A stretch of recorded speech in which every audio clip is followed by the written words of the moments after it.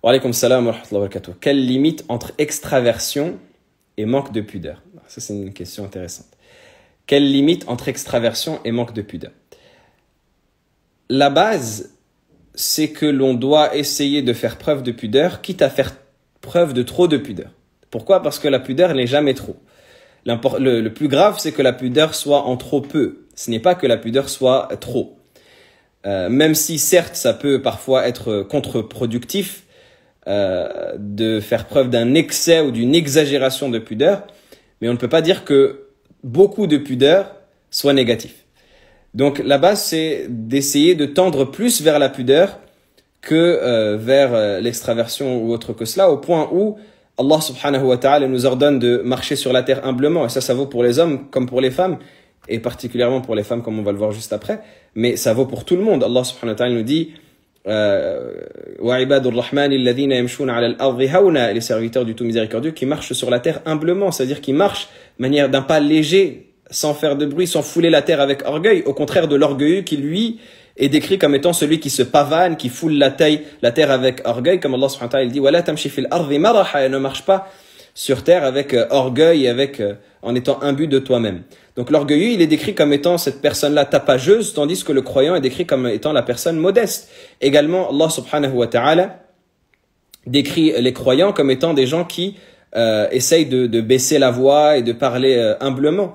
Comme Allah subhanahu wa ta'ala, il dit de Luqman alayhi salam, qu'il dit à son fils, il dit وَقْصِدْ فِي مَشْيِكَ وَغْضُضْ مِنْ صَوْتِكَ إِنَّ أَنْكَرَ الْأَصْوَاتِ لَصَوْتُ الْحَمِيرِ. Il lui dit marche convenablement et baisse de ta voix, car la plus détestée des voix, c'est la voix de l'âne. La plus détestée des voix, c'est la voix de l'âne qui braille, qui crie. C'est une personne qui crie outre mesure, qui parle fort, qui rit fort, Et donc tout cela, c'est des caractéristiques que l'on invite les croyants à abandonner au profit d'autres caractéristiques qui vont être plus humbles.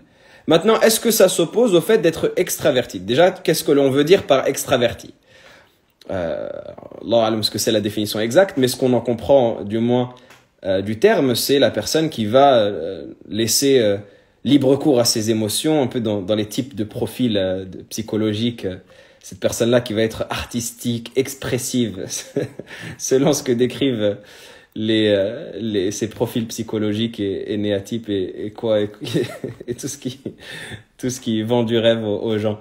Donc, avoir ce profil-là où on s'exprime, où on parle de soi, etc. Il y a besoin d'une certaine, je ne sais pas si on peut appeler ça extraversion, mais d'une certaine expression pour vivre en société. On ne nous demande pas d'être reclus chez soi, de s'enfermer, de ne parler à personne, de n'échanger avec personne, de ne discuter avec personne, etc. Mais cette expression-là, elle va être conditionnée à ce qui est dans notre éthique. Elle va être conditionnée à ce qui est dans notre éthique. Donc on va pouvoir s'exprimer, on va pouvoir exprimer ce qu'on a à l'intérieur de soi. Et quand je dis s'exprimer, c'est pas juste parler, c'est le fait de, par exemple, montrer ses émotions, le fait d'échanger avec ce qui est autour de nous, d'interagir avec ce qui est autour de nous de cette manière libre, mais tout en conditionnant cela aux règles de notre éthique. Quand je dis aux règles de notre éthique, qu'est-ce que ça veut dire? Pour ne pas que ce soit juste des concepts flous et que ce soit concret. C'est-à-dire que par exemple, lorsque j'échange avec quelqu'un, eh bien je vais essayer d'échanger de la manière la plus modeste possible, tout en gardant ce taux-là qui correspond à la situation dans laquelle je suis. Je ne vais pas échanger avec je ne sais pas moi, avec un professeur ou avec quelqu'un de entre guillemets officiel, si l'expression est correcte, ou un membre de ma famille respectable, comme je vais échanger avec un ami proche ou comme je vais échanger avec des membres proches de ma famille. Ça, c'est tout à fait normal. Donc, gardez ce seuil-là que notre religion nous prescrit et nous impose par rapport à la situation dans laquelle on est et par rapport à la personne avec qui on parle et à qui on s'adresse. C'était ainsi que le prophète sallallahu alayhi wa sallam était. Lorsqu'il était avec Aïcha radhiyallahu ta'ala anha et qu'ils jouaient ensemble à la course, le prophète alayhi salatu wassalam laissait paraître cette émotion-là avec son épouse dans un contexte où face à d'autres personnes, il aurait été beaucoup plus sérieux, alayhi salatu wassalam. Non pas qu'il ne l'était pas avec son épouse, évidemment, mais on sait que c'est ce libre agir qui est opportun lorsque l'on est dans une situation où on est avec des proches de sa famille. Également, Omar al-Khattab, radiyallahu ta'ala anhu, il disait cet adage-là, qui est bien connu et qui est rapporté d'autres que lui, de Jabir et d'autres, qui disait, lorsque l'on est avec nos familles, on joue avec eux comme des agneaux. Et lorsqu'on sort vers les gens, eh bien, on est face à eux comme des lions. Alors que je suis un lion avec ceux qui sont dehors, c'est-à-dire lorsque j'ai une posture plus officielle, lorsque j'ai un contexte plus sérieux. Et lorsque je viens en privé avec les personnes qui me sont proches, eh bien là, je deviens comme un agneau. Je joue avec eux, je plaisante avec eux, je rigole avec eux, tout en laissant aller ces émotions-là. Donc, cette séparation-là entre les personnes avec qui l'on parle, la situation dans laquelle on se trouve, est-ce qu'on est en privé ou est-ce qu'on est en public, ça va énormément jouer sur la limite qu'il y aura entre l'extraversion et entre la pudeur. Donc au final, on peut être entre guillemets extraverti avec les personnes avec qui on peut l'être. Mais lorsque l'on est surtout en public, on est invité à faire preuve d'un maximum de pudeur pour éviter d'attirer le regard, pour éviter de causer des mauvaises choses, etc.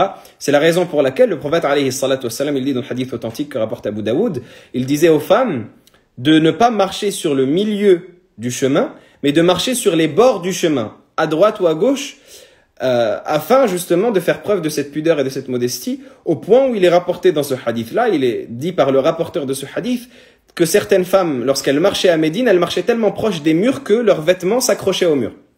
Tellement elles étaient collées au mur. Donc, ça montre qu'il y a cette notion de pudeur-là qui est nécessaire, surtout lorsqu'on est en public.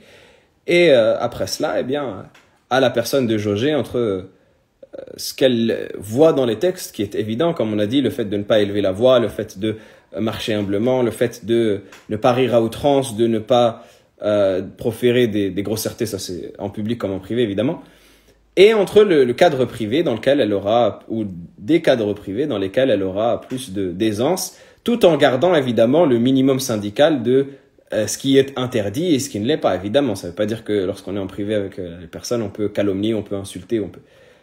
pas du tout, mais qu'il y a cette limite à avoir entre le fait de laisser libre cours à ces expressions et entre le fait de garder cette éthique-là.